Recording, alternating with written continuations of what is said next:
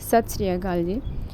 ਅੱਜ ਦੀ ਵੀਡੀਓ ਵਿੱਚ ਆਪਾਂ ਗੱਲ ਕਰਾਂਗੇ ਕਿ ਸਟੂਡੈਂਟ ਮੋਡਿਊਲ ਦੇ ਵਿੱਚ ਸਟੂਡੈਂਟ ਡਿਟੇਲ ਨੂੰ ਕਿਸ ਤਰ੍ਹਾਂ ਅਪਡੇਟ ਕਰਨਾ ਹੈ। ਉਸ ਦੇ ਲਈ ਅਸੀਂ UDICE ਵਿੱਚ ਸਟੂਡੈਂਟ ਮੋਡਿਊਲ ਨੂੰ ਲੌਗਇਨ ਕਰਾਂਗੇ ਔਰ ਜੋ ਸਾਡਾ ਕਰੰਟ ਸੈਸ਼ਨ ਹੈ 2023-24 ਦਾ ਉਸ ਉੱਪਰ ਕਲਿੱਕ ਕਰਾਂਗੇ। ਕਲਿੱਕ ਕਰਨ ਤੋਂ ਬਾਅਦ ਜਿਸ ਕਲਾਸ ਦੀ ਅਸੀਂ ਸਟੂਡੈਂਟ ਅਪਡੇਸ਼ਨ ਕਰਨੀ ਹੈ ਉਸ ਕਲਾਸ ਨੂੰ ਸਿਲੈਕਟ ਕਰਾਂਗੇ। ਸਪੋਜ਼ ਅਸੀਂ UKG ਦੀ ਕਲਾਸ ਦੇ ਸਟੂਡੈਂਟਸ ਦੀ ਅਪਡੇਸ਼ਨ ਕਰਨੀ ਹੈ ਤਾਂ ਅਸੀਂ ਵਿਊ 'ਤੇ ਕਲਿੱਕ ਕਰਾਂਗੇ। ਵਿਊ 'ਤੇ ਕਲਿੱਕ ਕਰਨ ਤੋਂ ਬਾਅਦ ਜੋ ਸਟੂਡੈਂਟਸ ਨੂੰ ਅਸੀਂ ਅਪਡੇਟ ਕੀਤਾ ਹੈ ਉਹਨਾਂ ਦਾ ਡਾਟਾ ਜੋ ਹੈ ਕੰਪਲੀਟਡ ਸ਼ੋ ਹੋ ਰਿਹਾ ਹੈ। ਜਿਸ ਨੂੰ ਅਸੀਂ ਅਪਡੇਟ ਕਰਨਾ ਹੈ ਉਸ ਨੂੰ ਅਸੀਂ ਸਿਲੈਕਟ ਕਰਾਂਗੇ। ਜਿਸ ਤਰ੍ਹਾਂ ਹੁਣ ਇਹ ਸਟੂਡੈਂਟ ਹੈ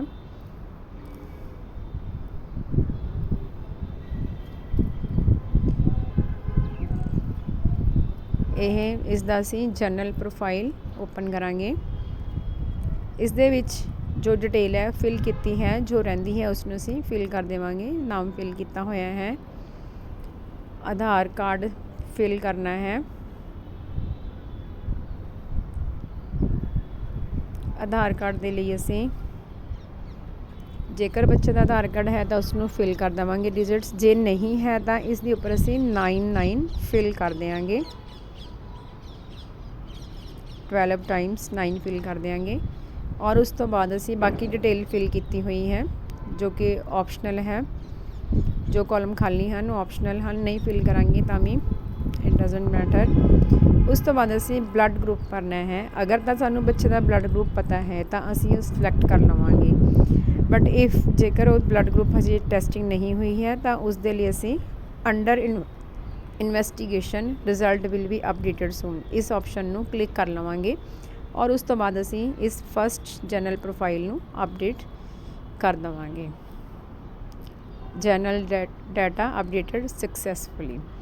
ਇਸ ਤੋਂ ਬਾਅਦ ਇੱਥੋਂ ਅਸੀਂ ਨੈਕਸਟ ਪੇਜ 'ਤੇ ਮੂਵ ਕਰ ਜਾਵਾਂਗੇ। ਨੈਕਸਟ ਪੇਜ ਦੇ ਵਿੱਚ ਉਸਦਾ ਜੋ ਪ੍ਰੋਫਾਈਲ ਹੈ ਉਹ ਫਿਲ ਕਰਾਂਗੇ,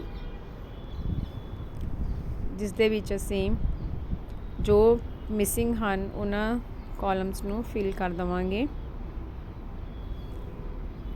ਇਸ ਦੇ ਵਿੱਚ ਮੋਸਟਲੀ ਇਸ ਦੀ ਐਡਮਿਸ਼ਨ ਡੇਟ ਫਿਲ ਕਰਨੀ ਹੈ,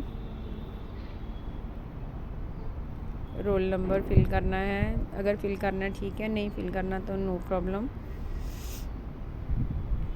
कुछ कॉलम ऑलरेडी फिल्ड हैं जो असी डाटा शिफ्ट करने वाले फिल किए सन, फिल करके इसमें असी सेव कर देवांगे।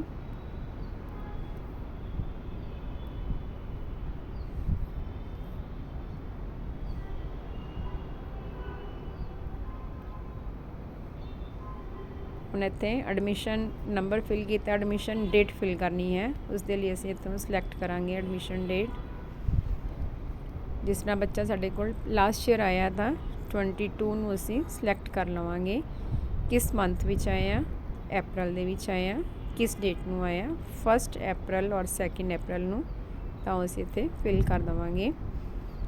ਫਿਲ ਕਰਨ ਤੋਂ ਬਾਅਦ ਇਸ ਨੂੰ ਅਸੀਂ अगर इस विच कोई होर कॉलम जिस तरह मीडियम का है वो फिल कर देवांगे।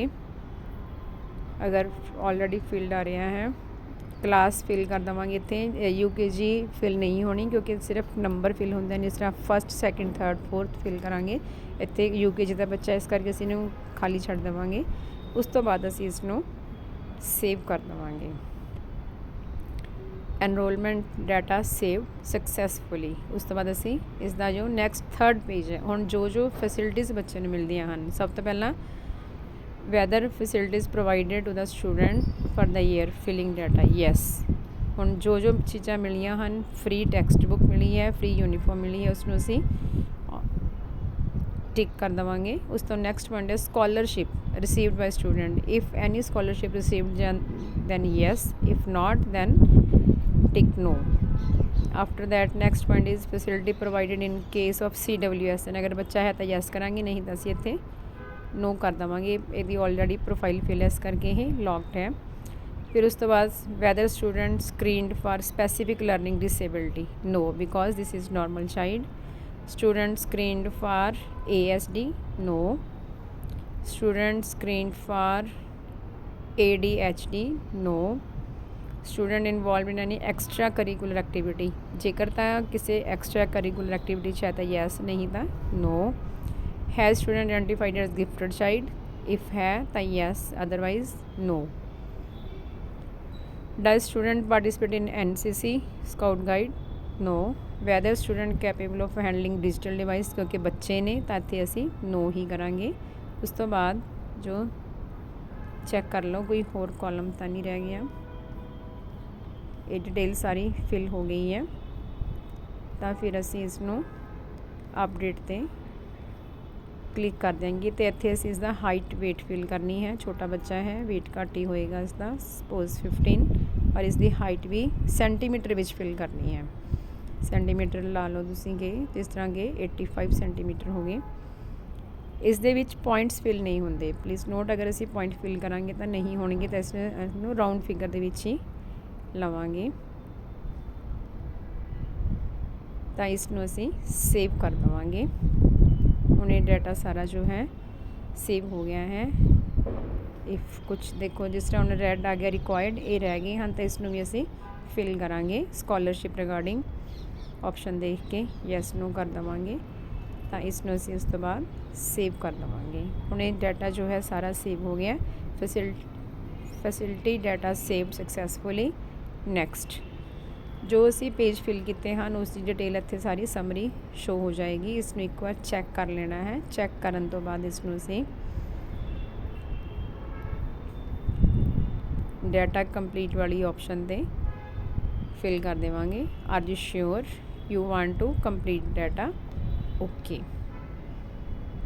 data completed, then go to the next student and repeat the same process. So this is very easy to complete all detail regarding student. So do it and please share this video with others. Thank you very much.